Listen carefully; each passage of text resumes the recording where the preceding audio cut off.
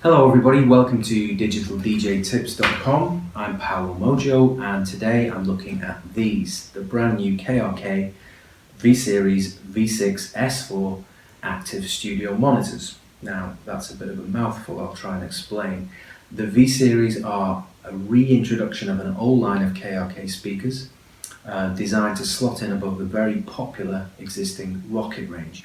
The V6 refers to the size of the cone, which is 6 inches, and KRK also offer a V4 and a V8, the only differences being that the V4 has a 4-inch cone, the V8 has an 8-inch cone.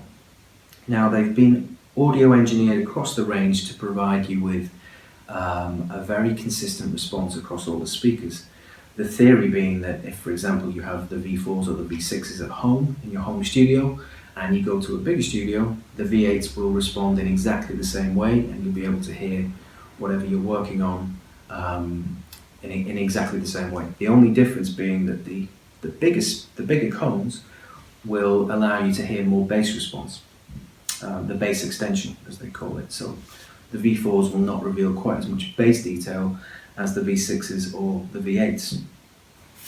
Anyway, these are the V6s, and as you can see, they have a very sturdy construction. The enclosure here is made of a combination of MDF and aluminium. You get a 1-inch tweeter, which is common across the range, and you get the 6-inch cone here, as you can see. Now, what's different about these particular speakers is that they're made of Kevlar, and Kevlar is a very high-tech material that you may be familiar with in terms of body armor and bulletproof vests. And the reason why it's used in those applications is because it's very rigid and it literally stops something moving when it's supposed to stop moving. Now when you're dealing with speakers that vibrate and move audio waves, having something that stops moving when it's supposed to is a great thing because it means you get an accurate reproduction of the sound. So there you go, a little bit of theory for you. If we flip them around, you can see we have this range of attenuation and EQ options which you can adjust depending on how your room sounds. So KRK have done a lot of research with hundreds of audio professionals in order to make these settings as effective as possible for the end user. Now these are obviously home studio, recording studio specific things, but I think for DJs who want great sound quality and also DJs who produce their own music, which is a big part of the market these days, these speakers are going to be a very interesting option for them. Yeah, that's the back panel. We get this ingenious Nutric connector, which allows you to put different kinds of cables into the same connection.